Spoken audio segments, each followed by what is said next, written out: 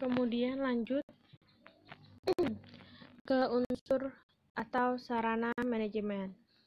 Unsur atau sarana manajemen ini disingkat atau dikenal dengan singkatan 6M, yaitu man, manusia, money, uang, material, bahan-bahan, method atau cara, machine, market atau pasar. Nah, jadi unsur-unsur sarana manajemen ini adalah ada 6 ini. Jadi harus diingat. Pertama kita akan membahas tentang man atau manusia. Jadi manusia itu merupakan unsur atau sarana manajemen yang paling penting. Kenapa penting? Karena manusia itu merupakan sarana yang istimewa karena dia dapat bertindak sebagai subjek dan juga bisa bertindak sebagai objek. Manusia disebut sebagai subjek, itu artinya manusia dapat memulai suatu tindakan dan dapat menjadi penggerak, motivator, atau dinamisator. Jadi dengan adanya manusia nih, kan nggak mungkin kan ada usaha tanpa manusia, itu tidak mungkin. Pasti ada manusia di balik itu semua, dimana dapat melakukan pergerakan suatu usaha tersebut. Selain manusia ini sebagai subjek, dia juga bisa berlaku sebagai objek, yaitu manusia dapat diatur dan digerakkan seperti sarana lainnya. Dapat diatur dan digerakkan, itu contohnya adalah karyawan. Jadi misalnya nih kalian bos, otomatis kan punya anak buah atau karyawan. Nah, karyawannya ini atau manusia ini itu merupakan unsur yang paling penting bagaimana caranya melaksanakan manajemen suatu sarana tersebut. Jadi manusia ini itu mempunyai jiwa dan perasaan sehingga perlu dihargai secara wajar sesuai dengan harkat kemanusiaan. Tidak boleh kalian semena-mena misalnya punya anak karyawan semena-mena sama karyawan, tidak mementingkan kemanusiaan, misalkan menyuruh dia kerja dari jam 7 sampai jam 7 pagi sampai jam 7 pagi lagi. Nah, itu sama saja tidak memanusiakan manusia. Jadi, man ini atau manusia ini adalah sarana manajemen yang paling penting. Kedua, itu adalah money atau uang. Uang dapat berperan sebagai sarana utama untuk mencapai tujuan. Kalau man tadi itu adalah yang paling penting, kalau money itu adalah sarana utama. Buat apa ada misalkan nih manusianya ada lengkap tapi nggak ada uang. Kalau nggak ada uang, bagaimana mencapai suatu tujuan? Yaitu untuk membiayai seperti membiayai tenaga kerja. Kan ada karyawan pasti membutuhkan gaji untuk mereka. Jadi dengan adanya uang dapat memberi gaji kepada karyawan dan karyawan bisa melaksanakan tujuan usaha kita. Selain itu membeli material dan mesin, pemasaran dan lain-lain. Untuk penggunaan uang yang secara efisien dan efektif, maka biasanya dibutuhkan ahli manajemen keuangan. Jadi misalkan dalam sebuah perusahaan besar tuh ya, ada khusus manajemen keuangan, ada khusus manajemen pemasaran. Nah, jadi di sana sudah ada bagian-bagiannya. Jadi di sini misalkan ada manajemen keuangan tentang uang. Kemudian unsur ketiga itu adalah material atau bahan-bahan. Material ini merupakan sarana pokok dalam melakukan usaha. Misalkan manusianya ada, uangnya ada, otomatis harus juga ada materialnya. Sarana pokok dalam melakukan usaha, baik dalam produksi maupun perdagangan. baik itu berupa bahan mentah ataupun setengah jadi ataupun bahan jadi. Jadi harus ada material, bahan yang harus, misalkan kalian ingin berdagang nih, otomatis materialnya apa? Misalkan kalian ingin berdagang sembako, otomatis ada misalkan ransel, ada misalkan sampo. Nah, itu adalah material. Itu salah satu contoh bahan jadi. Bisa juga bahan mentah atau bahan setengah jadi. Bahan mentah misalnya ada produksi daging ayam giling. Jadi daging ayam gilingnya itu masih mentah. Nah, bisa diperjualbelikan, itu bisa juga. Itu merupakan material. Jadi ada bahan yang merupakan untuk sarana pokok dalam melakukan usaha. Kemudian metode atau cara. Cara atau metode merupakan cara tertentu yang efektif dan efisien dalam proses produksi. Nah, jadi proses produksi yang digunakan biasanya itu telah distandarkan sehingga dapat dipraktikkan oleh semua pegawai demi keseragaman kerja produk. Misalnya di dalam sebuah industri obat. Kalau di dalam sebuah industri obat, otomatis sudah ada standar bagaimana cara pembuatan obat tersebut. Misalnya ingin membuat tablet, pasti sudah ada SOP-nya, standar operasional prosedur. Sudah ada SOP dalam pembuatan tablet, dimana di sana sudah dilakukan trial and error berkali-kali sampai didapatlah SOP yang fix, yang mana yang harus digunakan, atau bagaimana cara membuat tablet yang sesuai dengan persyaratan. Harus apa aja bahannya. Nah, di sana sudah ada metodenya.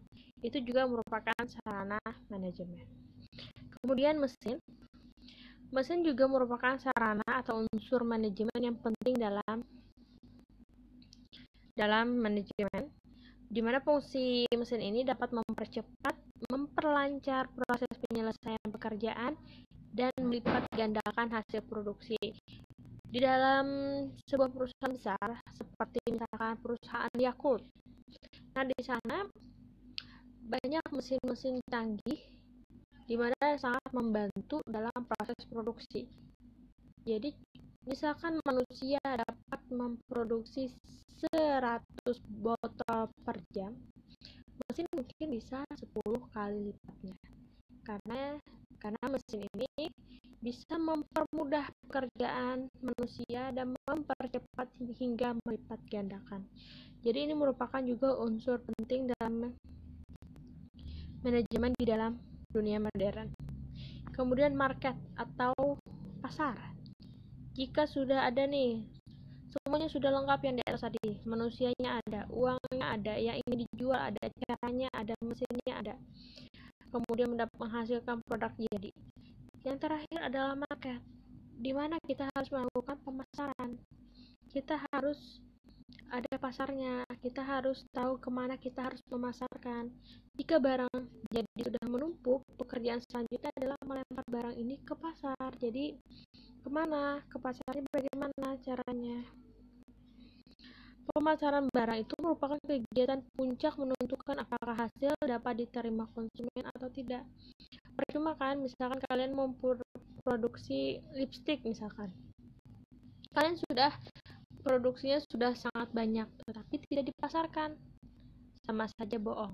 Atau misalkan kalian sudah memproduksi lipstick, kalian sudah memasarkan, kita lihat apakah di kalangan masyarakat menerima atau tidak, apakah banyak atau tidak. Jika banyak yang suka meminati produk tersebut, berarti itu sukses, berarti masyarakat bisa menerima hasil yang dibuat. Nah, itu adalah unsur-unsur sarana manajemen. Kemudian prinsip manajemen. Pertama, prinsip pembagian kerja atau division of work. Jadi setiap pegawai itu ditempatkan sesuai dengan kemampuan, pendidikan, dan keterampilan serta sesuai dalam keadaan fisik dan psikisnya. Itu harus sesuai dengan kemampuan. Jadi prinsip pembagian kerja itu, makanya kalau ingin melamar pekerjaan, ada di sana tertulis harus minimal S1 farmasi misalkan, harus S1 manajemen akuntansi, harus S1 pendidikan terakhir harus S1 hukum. Nah, kenapa harus ada klasifikasi itu? Supaya bisa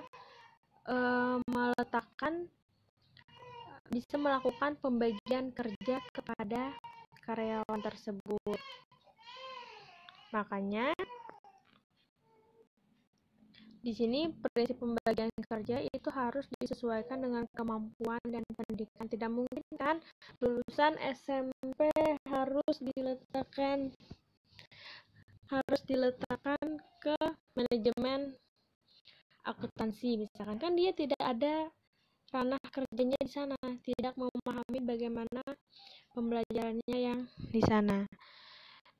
Setelah itu adalah prinsip wewenang dan tanggung jawab. Authority and responsibility. Pembagian pekerjaan itu harus disertakan dengan pelimpahan wewenang dan tanggung jawab. Jadi pembagian pekerjaan itu harus disertakan dengan pelimpahan wewenang dan tanggung jawab. Misalkan ini di dalam organisasi di kelas saja. Ada ketua, sekretaris, bendahara. Contoh ketua. Ketua pasti mempunyai wewenangnya apa saja dan tanggung jawabnya apa saja. Nah, jangan sampai di dalam sebuah organisasi ternyata ada jabatan tapi tidak mengetahui wewenang sama tanggung jawab. Nah, itu jangan sampai ada begitu. Jadi, prinsip manajemen itu salah satunya adalah prinsip wewenang dan tanggung jawab.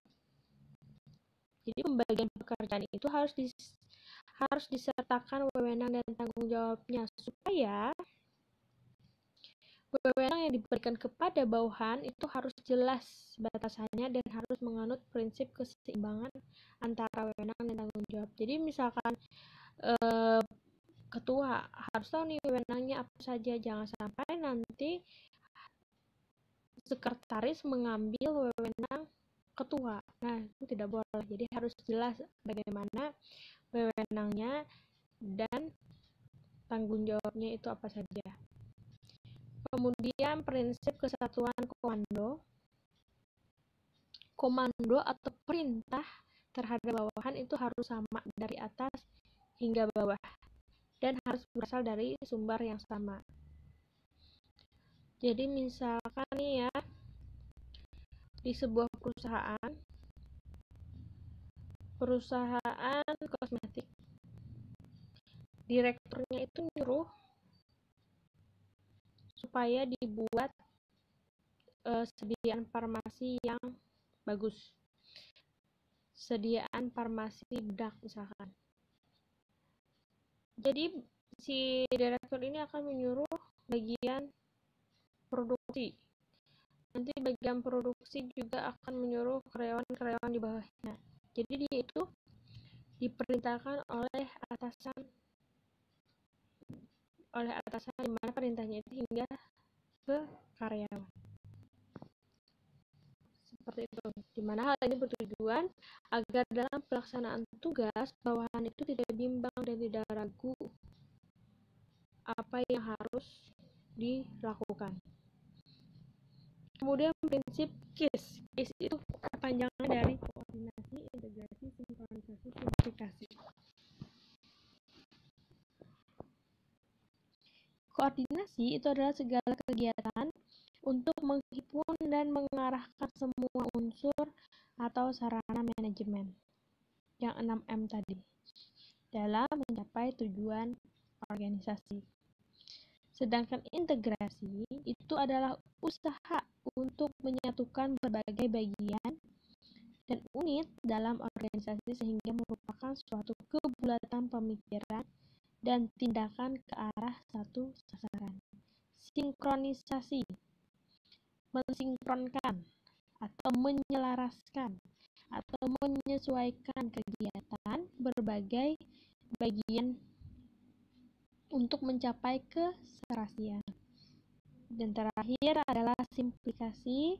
Itu adalah usaha untuk melakukan penyederhanaan dalam organisasi dan penyederhanaan dalam sistem atau cara kerja supaya dapat menghemat tenaga, waktu, dan biaya. Jadi adanya penyederhanaan ini, misalkan cara kerjanya misalnya 1 sampai 12, ternyata bisa disederhanakan 1 sampai 5, otomatis itu juga sangat menghemat waktu, tenaga, dan biaya. Yang padahal biayanya harusnya keluar 100 juta, kalau cuma 1 sampai 4 tahapan bisa sampai 50 juta, nah otomatis kan bisa hemat biaya. Penyederhanaan itu perlu dilakukan apabila terjadi kelesuan dalam bidang pemasaran atau terjadinya penurunan produksi sehingga pemasukan tidak sesuai dengan pengeluaran. Jadi misalkan nih kalian melakukan tahapan yang memakan biaya 10 juta, kita harus bagaimana caranya dipangkas supaya pengeluarannya tidak sebanyak itu karena adanya misalnya penurunan produksi. Prinsip kelima, prinsip tertib dan disiplin. Tertib dan disiplin itu sangat penting untuk menyelesaikan pekerjaan tepat waktu dan bermutu. Jangan sampai nanti karyawannya tidak tertib, datang semaunya, tidak disiplin, bekerja sambil main handphone. Nah, itu kan tidak tertib dan tidak disiplin. Keenam, prinsip semangat kesatuan. Setiap orang yang bekerja sama dalam suatu usaha perlu memiliki jiwa kesatuan, rasa senasib, dan seperjuangan. Jadi dia emang di dalam hatinya ingin bekerja, berjuang bersama dengan senang hati supaya dapat memajukan suatu usaha. Nah, jadi itu harus ditumbuhkan prinsip semangat kesatuan tersebut. Kemudian prinsip keadilan dan kejujuran. Semangat kesatuan itu akan terbina jika dalam suatu usaha berlaku keadilan dan kejujuran. Adil dalam pembagian pendapatan. Jadi nggak mungkin kan misalkan yang satu bekerja cuma 1 sampai 2 jam. Yang satu karyawan lagi bekerja 1 sampai 8 jam. Itu dikatakan adil, tidak boleh gajinya sama, tetapi digaji sesuai dengan pekerjaannya. Tidak mungkin kan misalkan 1 sampai 2 jam 2 juta, 1 sampai 8 jam juga 2 juta. Nah, itu tidak adil. Jadi adil itu harus pembagian pendapatan sesuai dengan berat ringannya tugas dan tanggung jawab seseorang. Kejujuran berarti bekerja dengan mendahulukan kepentingan bersama dan organisasi, bukan mendahulukan kepentingan pribadi. Fungsi manajemen itu ada 4. Yang pertama, perencanaan atau planning, di mana perencanaan ini adalah perumusan mengenai tujuan yang ingin dicapai serta tindakan-tindakan yang akan dilakukan untuk mencapai tujuan tersebut dengan memperhitungkan kemampuan yang dimilikinya. Jadi sebelum melakukan usaha harus ada dulu nih planningnya apa yang harus kita lakukan sebelum melakukan usaha tersebut, dimana bisa perencanaan itu bisa mencakup beberapa mempelajari dan meramalkan masa depan. Jadi kalau kita sudah melakukan perencanaan, misalnya perencanaan pengadaan obat, kita harus sudah bisa nih meramal tahun depan kita harus membeli obat berapa banyak. Seolah-olah nih kita kalau farmasi itu kalau dalam proses perencanaan obat seolah-olah jadi dukun, kan dia harus meramalkan apa yang harus direncanakan tahun depan, berapa obat yang harus di order. Jangan sampai nih kita beli obat kebanyakan dan stoknya mati di apotek, bisa expired dan rugi. Jadi harus direncanakan secara matang, obatnya tidak boleh terlalu banyak dan juga tidak boleh terlalu sedikit. Kalau terlalu sedikit otomatis obatnya habis sebelum waktu dalam pengorderan lagi. Nanti pasien cari obat, malah tidak ada di apotek. Itu juga sangat mempengaruhi suatu usaha. Kemudian menentukan sasaran atau tujuan beserta fasilitas yang diperlukan dan memilih strateginya. Kemudian membuat kebijakan, membuat program kerja dan perhitungan waktu tiap kegiatan, menentukan prosedur kerja dan cara berhubungan antar kerabat bagian kerja. Biasanya kalau di apotek itu ada sering kerjasama dengan distributor. Jadi misalkan distributor nih ingin memasukkan obat di apoteknya tanpa bayar di awal, jadi masukkan aja nih dulu obatnya, nanti kalau sudah laku baru dibayar. Nah itu juga kita harus menjalin hubungan kerja, hubungan kerabat atau bagian kerja. Menentukan rencana anggaran, kita sudah melakukan perencanaan nih, jadi misalkan perencanaan tahun depan harus maksimal uang yang digunakan adalah 100 juta misalkan. Nah, jadi kita sudah tahu nih ancang-ancang apa aja yang dibutuhkan supaya uangnya cukup sampai 100 juta.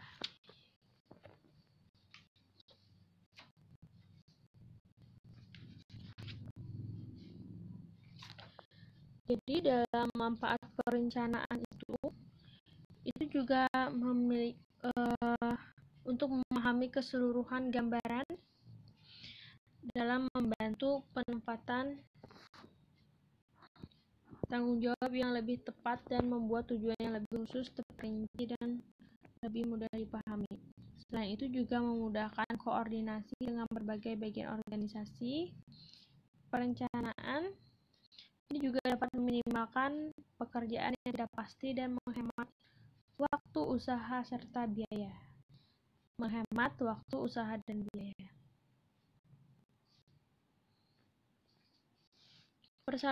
Kemudian di sini adalah persyaratan suatu perencanaan. Persyaratan suatu perencanaan, bagaimana kita manajemen pengelolaan. Tadi kan kita unsur-unsur manajemen ada 6M, man, money, method, material, machine, sama market. Satu lagi nih, market, pemasaran. Ini yang adalah orang-orang yang mengelola.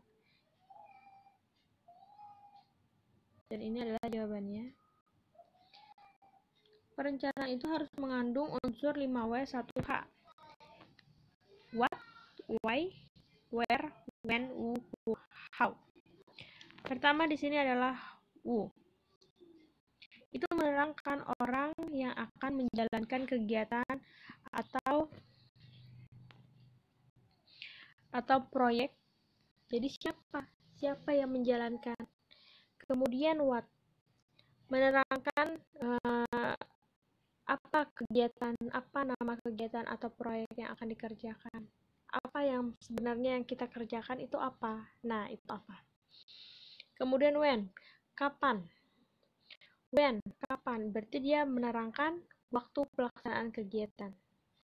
Why, mengapa. Menjelaskan alasan kegiatan itu harus dilaksanakan, apa alasannya kenapa kita harus melaksanakan proyek ini. Nah, jadi di sini sudah harus tahu jawabannya. Kemudian where, di mana kita melaksanakan, dan how, bagaimana prosedurnya kita mengerjakan, dan lain-lain. Jadi rencana itu harus bersifat rasional, fleksibel, pragmatis, dan kontinu. Pertama, bersifat rasional. Rasional itu berarti rencana itu harus dibuat matang, dengan data perhitungan yang matang dan masuk akal. Kemudian fleksibel juga berarti rencana itu harus dapat menyesuaikan diri dengan perkembangan situasi yang bisa sewaktu-waktu akan berubah. Kemudian pragmatis berarti rencana harus berdaya guna atau memiliki kegunaan bagi kepentingan masyarakat. Gak mungkin kan misalnya kalian memproduksi suatu apa gitu, misal tidak ada gunanya untuk masyarakat, tidak mungkin kan. Jadi pasti ada gunaannya. Kemudian continue Berarti rencana itu dibuat sedemikian rupa sehingga kegiatan yang dilakukan itu dapat berlangsung terus-menerus dan